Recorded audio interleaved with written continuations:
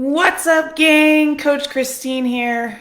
It's summer. It's finally summer, and I feel like it's finally summer here in Tahoe. But if you live somewhere else, maybe you've been like, yeah, duh, it's been summer for a while. But it really feels like summer's hit here in Tahoe, and we got to talk about something. We got to talk about this thing that I hear. It's like every time summer rolls around, I have multiple conversations with folks that are like, I am outside. I'm doing these outdoor things. So I'm not coming to the gym anymore. All of a sudden, some of my clients disappear and some of them reappear. There's like a couple things that happen. Half of them disappear because they're like, I'm going hiking, I'm going biking, I'm going swimming. Cool. The other half reappears because they're like, my schedule's changed. I have more time. So, it's a mixed bag, but I'm talking to those people right now that are saying, I don't need to go to the gym because I go outside. And in Tahoe, we have those people in all seasons. Let's be real. We can have the same conversation about winter sports, but I feel like for some folks, summer sports are just more accessible, or maybe it's just like, hey, I just want to be outside more, because even in the winter, maybe you don't have a pass, right, to go skiing or snowboarding, and maybe you're not that motivated to go hit the backcountry, but you're still like not wanting to hang out outside as much because it's just cold. I don't know. But there's more folks that go outside in the summer, I think. And I have this conversation every one of these seasons with at least one client, like, please keep coming to the gym and strength training at least one day a week. You've worked so hard all winter, all fall, whatever, to build this habit of coming to the gym, and now's not the time to let it go. I like to be outside just like everybody else, just as much as everybody else likes to be outside, maybe more so. Okay. I like to be outside. I like to do a lot of outdoor activities, hiking, swimming, biking, running, kayaking, paddling, roller skating. Got my skates right there. You name it, I like to do it. And what I do in the gym is a direct translation. It works wonders for my outdoor activities. So improve strength and endurance, right? Training in the gym is going to help you build muscle, and therefore you're going to be better at your outdoor activities. Who doesn't want to hike longer? Who doesn't want to bike longer? Who doesn't want to swim longer? Who doesn't want to be able to keep up and, show up your friends? That's fun too. It can translate just directly to performance in your activities, whatever they may be. So that's one, improve strength and endurance, right? So just being better at things. It's more fun to be better at things. Like I tell my son all the time, it doesn't matter if we win or lose, but winning's more fun, right? And then second, enhanced and increased muscle density. And this is specific to resistance training.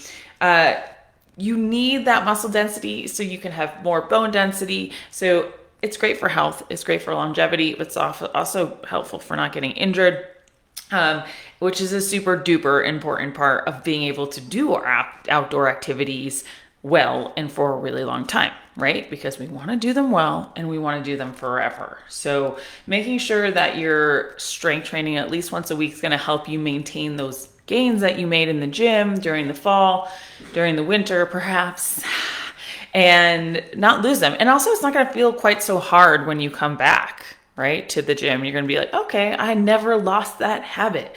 I'm still showing up. Maybe I'm going to add another day or two here or there, but I'm still showing up.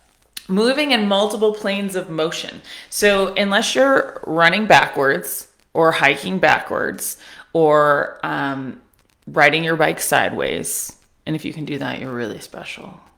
Well, maybe they have a weird sideways bike. You never know. They have everything now. But a lot of these sports are not really moving in too many planes of motion, right? So when I'm running, I'm just going forward. When I'm hiking, I'm usually just going forward. When I'm biking, I'm usually just pedaling forward. When I'm swimming, I'm propelling myself forward. When I'm paddling, oh, God forbid you're only paddling on one side. Hopefully you're paddling on both sides, but we're still only going forward. So this is only pulling. It is not pushing. So Getting into the gym is going to allow you to work those other sides of the body, right? To keep your muscular balance, to help reduce injury.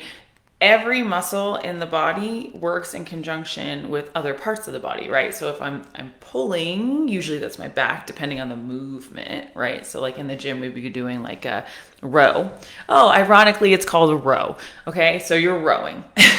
But we need to work the other side of the body. We need to work the chest. You need to do some pushing motions too, so you don't create muscular imbalance, you don't set yourself up for injury, and you have longevity in your sport, in your outdoor activity. So multiple planes of movement. That's going to help with injury prevention, which is like one of the biggest things. And again, one of the hardest things people face in their outdoor activity journey is when they get hurt. It's such a mental thing, right?